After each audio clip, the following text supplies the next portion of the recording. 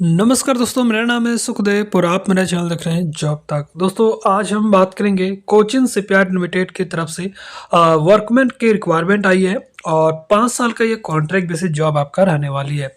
तो कोचिन शिपयार्ड की तरफ से काफ़ी अच्छा रिक्वायरमेंट आया दोस्तों। कुछ दिन पहले इसका परमानेंट वैकेंसीज आया था और अभी जो नया रिक्वायरमेंट आया है वो आपका जो है 5 साल का एज ए कॉन्ट्रैक्ट बेसिस रहेगा, जो कि आईटीआई पास आउट के लिए है, आउटपुट असिस्टेंट और वर्कमैन के लिए। टोटल 260 पोस्ट की यहाँ पर रिक्वायरमेंट रखी गई है। पूरी जानकारी के लिए वीडियो के एंड तक जरूर देखें, वीडियो को एक लाइक करें, अपने दोस्तों में शेयर करें, चैनल को सब्सक्राइब करके बेल आइकन को भी जरूर प्रेस करें। तो चलिए वीडियो को स्टार्ट करते हैं।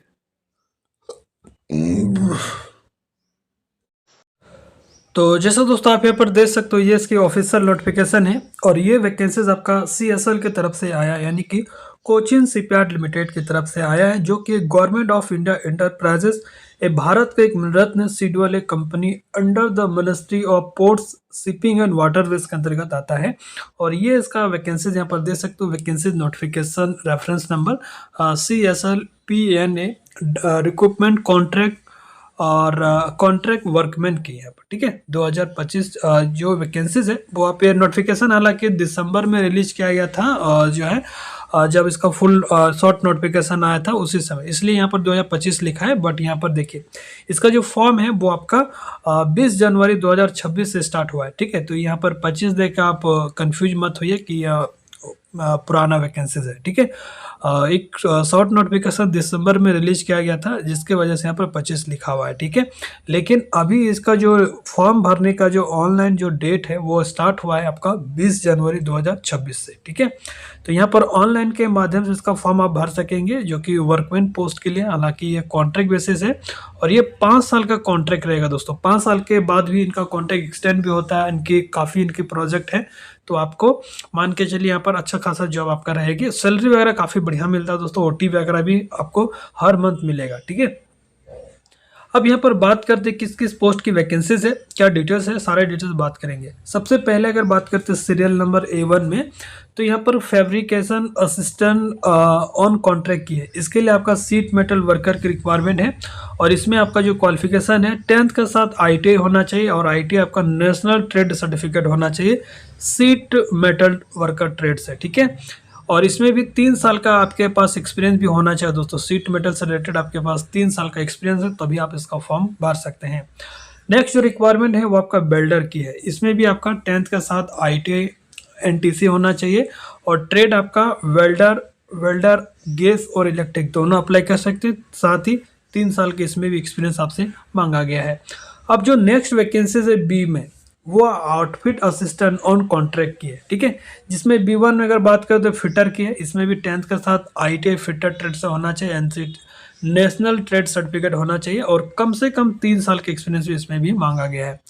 नेक्स्ट है B2 में आपका इलेक्ट्रिशियन, तो 10th के साथ ITI इलेक्ट्रिशियन ट्रेड होना चाहिए 3 साल के एक्सपीरियंस के साथ। फिर आपका मैकेनिक डीजल, एक कैंडिडेट कमेंट करके पूछ रहे थे सर मैकेनिक डीजल का भी कोई वैकेंसीज बताइए, तो वो अगर कैंडिडेट देख रहे हैं तो प्लीज़ मुझे कमेंट करके बता दीजिए। देखिए यहाँ पर आपका लिए जो आपके लिए मैकेनिक डीजल का भी वैकेंसीज आ गए हैं। तो जो भी ट्रेड का अगर रिक्वायरमेंट नहीं आता है तो मुझे कमेंट करके ज़रूर बताइएगा, ताकि आपके ट्रेड से कोई वैकेंसीज आएगा हम अपने चैनल में आप लोगों को ज़रूर अपडेट करेंगे। ठीक है, तो यहाँ पर मैकेनिक डीजल का भी वैकेंसीज आ गया है। ITI का मैकेनिक डीजल ट्रेड से होना चाहिए 3 साल के, लेकिन इसमें एक्सपीरियंस भी मांगा है। ठीक है, फिर आपका मैकेनिक मोटर व्हीकल्स के लिए MMV ट्रेड से, इसमें भी 10th के साथ आपका ITI होना चाहिए NTC मैकेनिक मोटर व्हीकल से, साथ ही इसमें भी 3 साल का एक्सपीरियंस मांगा है। फिर आपका नेक्स्ट रिक्वायरमेंट है B5 में इलेक्ट्रॉनिक्स मैकेनिक की। 10th के साथ आपका ITI इलेक्ट्रॉनिक्स मैकेनिक्स से होना चाहिए। ठीक है, और इसमें भी 3 साल का एक्सपीरियंस होना चाहिए। ठीक है, देखिए एक चीज़ यहाँ पर सबसे जो जेन्युइन चीज़ है, अगर आपके पास एक्सपीरियंस है किसी कंपनी में या किसी ट्रेनिंग इंस्टीट्यूट वगैरह में या अप्रेंटिसशिप है, वो यहाँ पर कंसिडर किया जाएगा। तो ये सबसे प्लस पॉइंट है।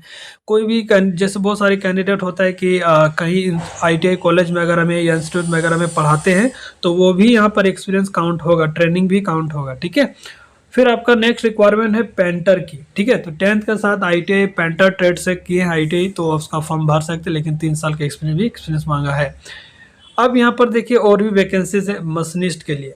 ठीक है, मशीनिस्ट के लिए भी 10th के साथ ITI मशीनिस्ट ट्रेड से होना चाहिए ऑलमोस्ट सभी पोस्ट के लिए यहाँ पर 3 साल एक्सपीरियंस आपका मैंडेटरी रखा गया है, चाहे आपके पास एक्सपीरियंस हो, किसी कंपनी का ट्रेनिंग हो या अप्रेंटिसशिप हो, सब मिला के आपको 3 साल का एक्सपीरियंस होना चाहिए, ठीक है। फिर आपका क्रेन ऑपरेटर के लिए है और इसमें भी 10th के साथ आपका ITI होना चाहिए, इलेक्ट्रिशियन, इलेक्ट्रॉनिक्स मैकेनिक और इंस्ट्रूमेंट मैकेनिक, ठीक है। और उसके बाद इंस्ट्रूमेंट मैकेनिक के भी यहाँ पर रिक्वायरमेंट है, उसके बाद प्लम्बर की भी यहाँ पर रिक्वायरमेंट है, फिर आपका सीप रेत वुड की यहाँ पर रिक्वायरमेंट है। तो ये इतने सारी पोस्ट की यहाँ पर रिक्वायरमेंट है। फॉर्म भरने के लिए जो स्टार्टिंग डेट है वो आपका 21 जनवरी से है। तो ऑलमोस्ट आज 26 जनवरी हो गया, सभी को हैप्पी रिपब्लिक डे। तो 21 जनवरी से इसका फॉर्म स्टार्ट हुआ है और लास्ट डेट इसका फॉर्म भरने के लिए जो डेट है वो आपका 7 फरवरी है। तो 7 फरवरी तक आप इसका फॉर्म भर सकते हैं। अब यहाँ पर बात करेंगे दोस्तों किस पोस्ट में कितनी रिक्वायरमेंट है, कैटेगरीज वाइज और टोटल, ठीक है। तो फैब्रिकेशन असिस्टेंट ऑन कॉन्ट्रैक्ट के लिए यहाँ पर टोटल जो वैकेंसीज है वो आपका फैब्रिकेशन असिस्टेंट ऑन कॉन्ट्रैक्ट की यहाँ पर 2 तरह की पोस्ट है। पहला आपका सीट मेटल वर्कर, जिसमें सबसे ज़्यादा इसी में वैकेंसीज है, 64 सीट की रिक्वायरमेंट है, जिसमें जनरल के लिए 31 है, OBC के लिए 20 है, SC के लिए 7 है और EWS के लिए 6 वैकेंसीज है। फिर आपका वेल्डर में भी अच्छा खासा सीट है, 49 सीट है वेल्डर में भी। जनरल में 28 है, OBC में 15 है, SC में 2 है, EWS में 4 है। टोटल 49 सीट की यहाँ पर रिक्वायरमेंट है। फिर आपका आउटफिट असिस्टेंट ऑन कॉन्ट्रैक्ट की, ठीक है। आउटफिट असिस्टेंट में भी यहाँ पर ठीक ठाक सीट है। फिटर के लिए यहाँ पर टोटल 39 सीटें हैं, जिसमें 33 से जनरल की रहेगा और 7 जनरल की है। OBC के लिए उसमें फिटर का एक भी सीट नहीं है, तो आप अगर OBC है तो आप जनरल से फॉर्म भर सकते हैं। SC के लिए 3 है, EWS के लिए 3, टोटल 39 सीटें हैं। फिर आपका नेक्स्ट जो रिक्वायरमेंट है वो आपका इलेक्ट्रिशियन के लिए है। इलेक्ट्रिशियन में भी 21 सीटें हैं और मैकेनिक डीजल के लिए यहाँ पर 16 सीटें हैं। मोटर मैकेनिक व्हीकल्स के लिए 16 हैं। फिर यहाँ पर इलेक्ट्रॉनिक्स मैकेनिक के भी 13 सीटें हैं और उसके बाद पेंटर के लिए 11 है, मशीनिस्ट के लिए 10 है और क्रेन ऑपरेटर के लिए 6 वैकेंसीज है, ठीक है। उसके बाद यहाँ पर इंस्ट्रूमेंट मैकेनिक के लिए 6 है और प्लम्बर के लिए 5 है और शिप राइट वर्ल्ड के लिए यहाँ पर 4 वैकेंसीज है। इस तरह से अगर सभी के बात करें तो जनरल में 148 सीटें हैं, OBC के लिए 68 है, SC के लिए 23 है, ST के लिए 1 है, EWS के लिए 20 है और टोटल सीट यहाँ पर 260 सीट की यहाँ पर रिक्वायरमेंट रखा गया है। तो ठीक ठाक सीट है। और period of contract and place of posting की बात करें तो ये जो वैकेंसीज है 5 ईयर्स का जो कॉन्ट्रैक्ट बेसिस रहेगा। 5 साल कॉन्ट्रैक्ट कंप्लीट होने के बाद आपकी इनकी प्रोजेक्ट रिक्वायरमेंट और आपका इंडिविजुअल परफॉर्मेंस अच्छा रहता है तो 5 साल के बाद भी आपका कॉन्ट्रैक्ट एक्सटेंड भी होगा, ठीक है। तो ये सारी चीज़ें यहाँ पर आप देख सकते हैं। अब यहाँ पर सैलरी वगैरह की बात करें तो देखिए ये आपका बेसिक सैलरी रहेगा 23,300 और हर मंथ आपको 5,830 रुपये का एक्स्ट्रा OT वर्क रहेगा। तो आप मान के चलिए 28 से 29 हज़ार के आसपास आपका सैलरी बनेगा, इससे प्लस ही बनेगा, कम नहीं बनेगा, ठीक है। क्योंकि वो बहुत सारे और भी अलाउंस वगैरह मिलता है ना, तो वो सारी चीज़ इंक्लूड करेगा होते और भी ज़्यादा हो जाएगा, ठीक है। 35 से 40 के आसपास आपका सैलरी रहेगा पर मंथ, ठीक है। एज की बात करें तो दोस्तों यहाँ पर एज वगैरह काफ़ी बढ़िया दे रखा है, 18 साल मिनिमम है और 45 साल तक के कैंडिडेट इसका फॉर्म भर सकते हैं। तो 18 से 45 साल के बीच जितने भी कैंडिडेट्स हैं वो सारे इसका फॉर्म भर सकते हैं, ठीक है। और एज की काउंटिंग आपका 7 फरवरी 2026 के अकॉर्डिंग होना चाहिए, 8 फरवरी 1981 से पहले नहीं होना चाहिए, मतलब इतना तक चलेगा, ठीक है। साथ ही इसमें एज में भी रिलैक्सेशन मिलेगा। OBC के लिए 3 साल है, SC ST के लिए 5 साल है, एक्स सर्विसमैन के लिए अलग से एज में रिलैक्सेशन मिलेगा, ठीक है, मैक्सिमम 50 साल तक, ठीक। मेथड ऑफ सिलेक्शन की बात करें तो देखिए दोस्तों इस बार कॉन्ट्रैक्ट बेसिस जॉब के लिए थोड़ा पैटर्न चेंज किया है।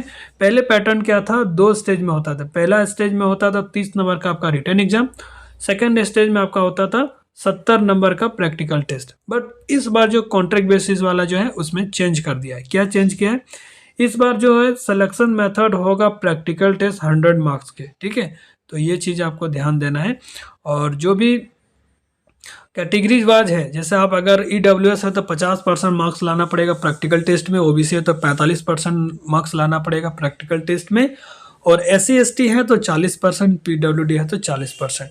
तो ये प्रैक्टिकल जो एग्ज़ाम आपसे लिया जाएगा वो आपको अदर कैटेगरीज हैं तो आपको 50% मार्क्स लाना पड़ेगा 100 में से। बाकी आप SC/ST हैं तो 45% लाएंगे तो भी चल जाएगा, ठीक है। ओबीसी है तो 45% लाएंगे, ओबीसी है तो 45%, बाकी SC/ST PWD है तो 40% भी 100 में से लाते हैं तो भी आपका शॉर्ट लिस्ट हो जाएगा, ठीक है। और सब रिटर्न जो एग्ज़ाम होगा प्रैक्टिकल वगैरह होगा आपका कोचिन शिपयार्ड लिमिटेड कोची में ही होगा, ठीक है। तो ये भी चीज़ ध्यान रखिएगा, ठीक है। तो सारी चीज़ें आप यहाँ पर देख सकते हैं, मैंने सारा डिटेल बहुत ही अच्छा तरीके से बता दिया है। कोई डाउट है तो कमेंट करके आप पूछ सकते हैं। और जो क्वालिफिकेशन है वो आपका दोस्तों institute examination board recognize by AICTE या ऑपरेटेड स्टडी अथॉरिटी स्टेट या सेंट्रल गवर्नमेंट से अप्रूव होना चाहिए, ठीक है। तो ये सारी चीज़ यहाँ पर देख सकते हैं दोस्तों। एक्सपीरियंस वगैरह जो है दोस्तों यहाँ पर